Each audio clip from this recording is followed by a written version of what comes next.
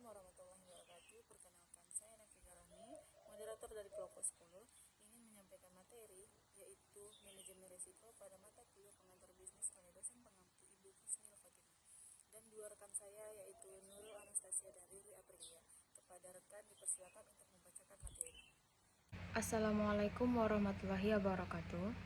Perkenalkan, saya Nurul Natasha dengan NIM 22043125 dari Prodi Akuntansi.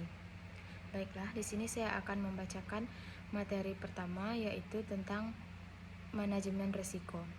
Yang pertama, pengertian manajemen risiko. Menurut Milton Seregan, dalam bukunya Risky Business, penerapan beragam kebijakan dan prosedur untuk meminimalisasi peristiwa yang menurunkan kapasitas dan kualitas kerja perusahaan. Sementara itu, menurut Nosworth, pengertian manajemen risiko adalah usaha mengurangi risiko dalam proses pelaksanaan teknis dan pengambilan keputusan bisnis.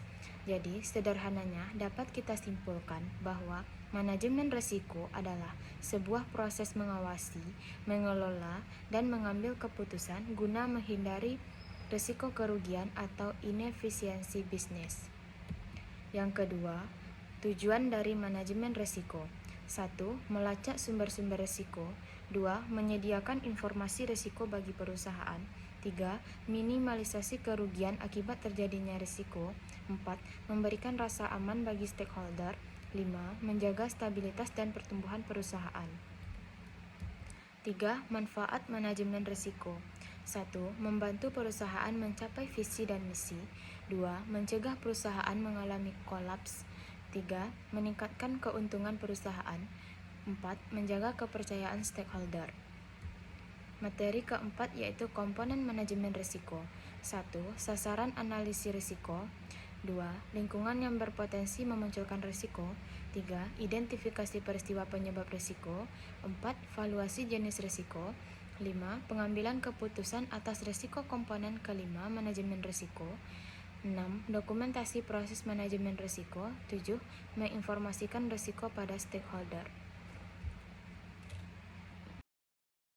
Baiklah, di sini saya akan melanjutkan materi selanjutnya, yaitu jenis risiko dalam manajemen risiko. Pertama, risiko bisnis, yaitu risiko yang berkaitan dengan aktivitas operasional perusahaan. Contoh manajemen risiko bisnis, misalnya dengan menerapkan K3, pengawasan proses capital budgeting, pelatihan sumber daya manusia, dan sebagainya. Kedua, risiko geografis. Jenis risiko yang berikutnya adalah risiko geografis, yaitu risiko akibat lokasi fisik perusahaan, misalnya lokasi rawan gempa, tsunami, longsor, dan jenis bencana alam lainnya. Contoh manajemen risiko yang bisa dilakukan perusahaan untuk jenis risiko ini misalnya dengan mitigasi bencana, simulasi, dan asuransi aset. Yang ketiga, risiko politik, yaitu ancaman-ancaman yang terjadi akibat kondisi politik dan kebijakan suatu negara. Contoh risiko politik, misalnya anomali kebijakan, konflik perebutan kekuasaan, dan sebagainya. Yang keempat, risiko ketidakpastian ekonomi. Selain risiko politik, jenis risiko yang juga dialami sebuah perusahaan adalah risiko ketidakpastian ekonomi nasional. Misalnya terjadinya inflasi, ketidakstabilan nilai mata uang negara, bubble ekonomi, dan masalah ekonomi makro lainnya.